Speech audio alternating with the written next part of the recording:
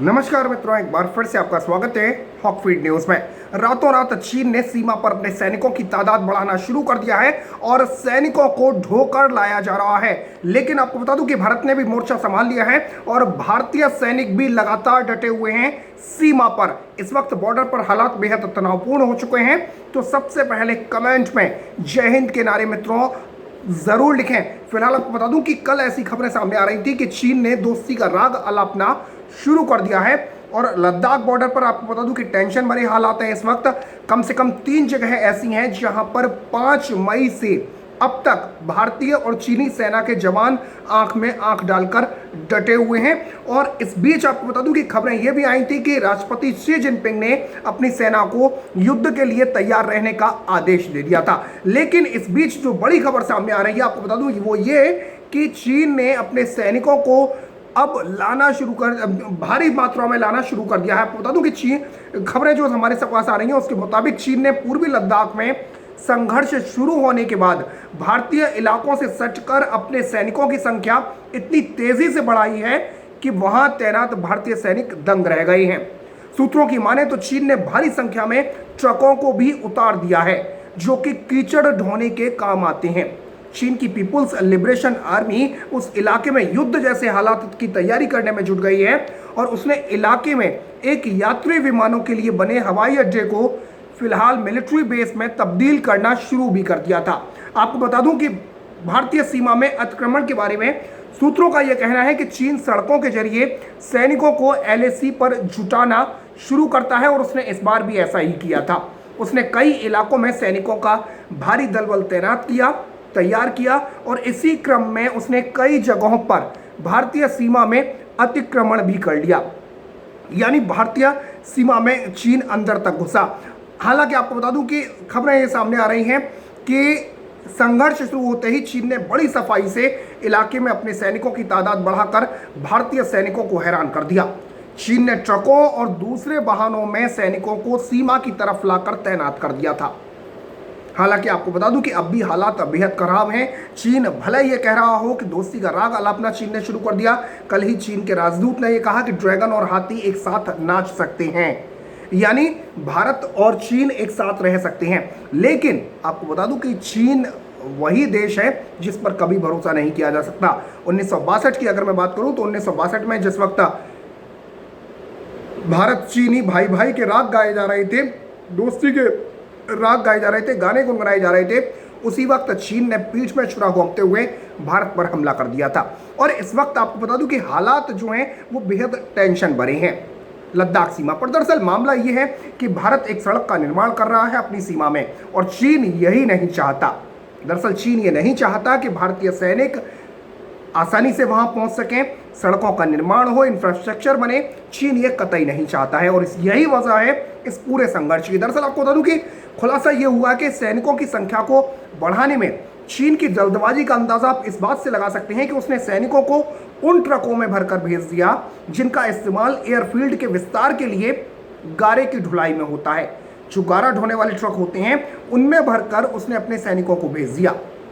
सूत्रों का यह भी कहना है कि वेस्टर्न हाईवे प्रोजेक्ट समेत पिछले कई दशकों में तैयार बुनियादी ढांचा परियोजनाओं ने चीन को तेजी से अपने सैनिकों की ढुलाई में मदद पहुंचाई। दरअसल चीन ने जिस तरीके से अपनी सीमावर्ती इलाकों में जिस तरीके से अपने इंफ्रास्ट्रक्चर को डेवलप किया है, जिस तरीके से सड़कें बनाने का काम पूरा किया, तो वो कहीं ना कहीं चीन को फायदा मिलता हुआ दिखाई दिया और चीन ने अपने सैनिकों को इसी के जरिए बहुत तेजी से यहाँ पहुंचाया, सीमा पर पहुंचाया। दरअसल आपको बता दूं कि दबाव की रणनीति में चीन माहिर है। हमेशा से प्रेशर पॉलिटिक्स चीन करता रहा है। दरअसल आपको बता दूं कि विभिन्न समझौते के तहत एलएसी पर दोनों पक्ष एक दूसरे पर गोलियां नहीं चलाने के लिए बाध्य हैं।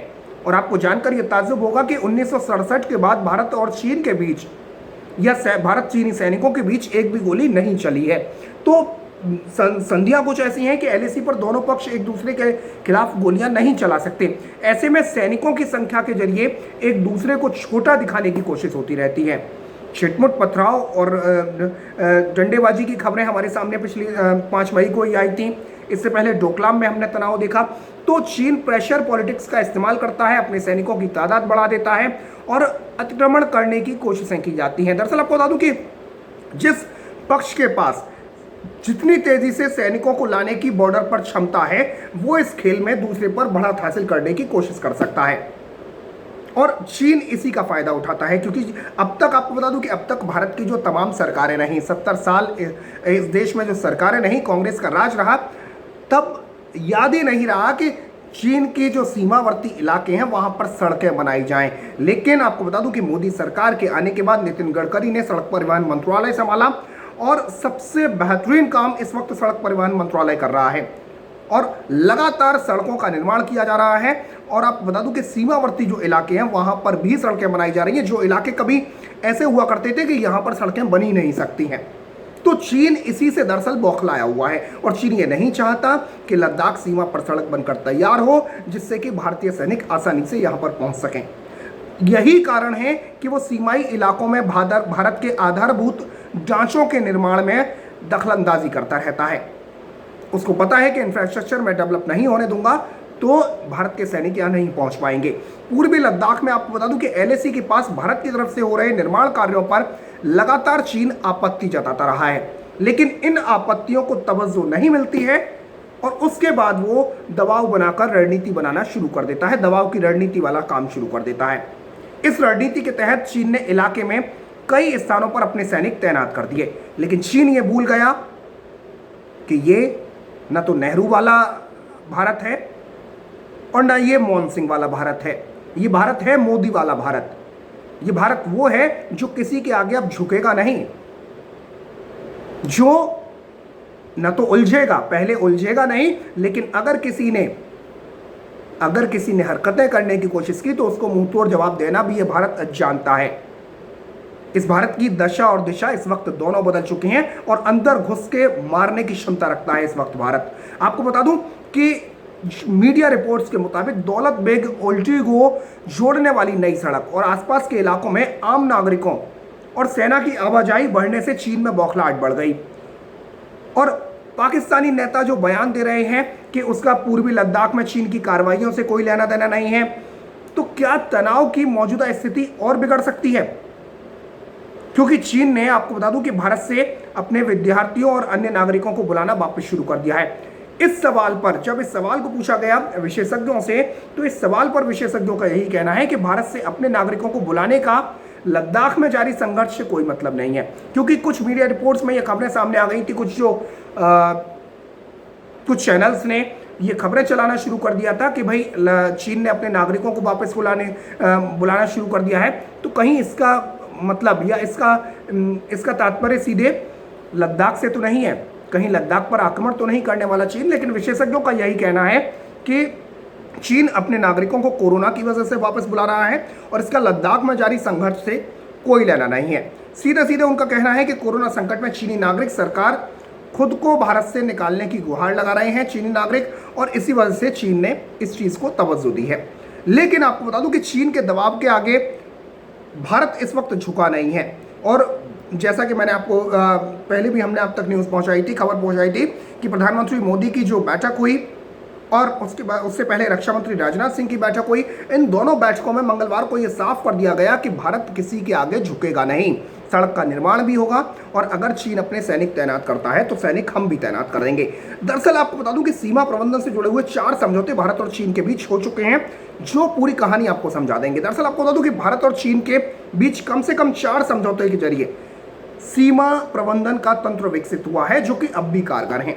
इन समझौतों में 1993 और 1996 के समझौते, 2005 से विश्वास बहाली के उपाय और फिर 2013 के सीमा समझौते शामिल हैं।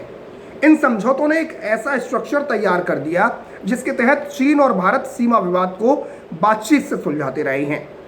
और 1967 के बाद से, जैसा कि मैंने वीडियो में शुरू में भी आपको बताया कि 1967 के बाद में अब तक भारत और चीन के बीच कोई खूनी झड़प नहीं हुई है, कोई गोली नहीं चली है। तो ऐसे में चीन प्रेशर पॉलिटिक्स का इस्तेमाल करता है, प्रेशर पॉलिटिक्स का इस्तेमाल ही चीन इस बार कर रहा है। लेकिन चीन के तेवर इस वक्त बदले बदले से नजर आ रहे हैं, क्योंकि आपको बता दूं कि हाल ही में चीन के राष्ट्रपति शी जिनपिंग का एक बयान, अपनी सेना को युद्ध के लिए तैयार रहने का आदेश। लेकिन दूसरी तरफ जब चीन को यह लगता है कि भारत दबाव में आने वाला में नहीं है, तो चीन के राजदूत कहते हैं कि ड्रैगन और हाथी साथ साथ नाच सकते हैं। यानी चीन ने घुटने टेक दिए। चीन को यह पता पड़ गया कि ये भारत झुकने वाला नहीं है, तो चीन ने फिर सरेंडर करने का काम शुरू कर दिया। लेकिन मित्रों, आप समझ सकते हैं कि चीन किस तरीके से गारा ढोने वाली जो गाड़ियां होती हैं उनमें भरकर सैनिकों को लाया, और इस वक्त भी हालात जो है वो तनावपूर्ण बने हुए हैं सीमा पर। तो मित्रों, खबर को शेयर करें, साथ ही साथ देश दुनिया से जुड़ी तमाम खबरें देखने के लिए, देश हित से जुड़ी खबरें देखने के लिए चैनल को सब्सक्राइब कर दें और बराबर में जो बेल आइकन है, जो घंटी का निशान है, उसे जरूर दबा दें। फिलहाल के लिए इतना ही। जय हिंद, जय भारत, नमस्कार।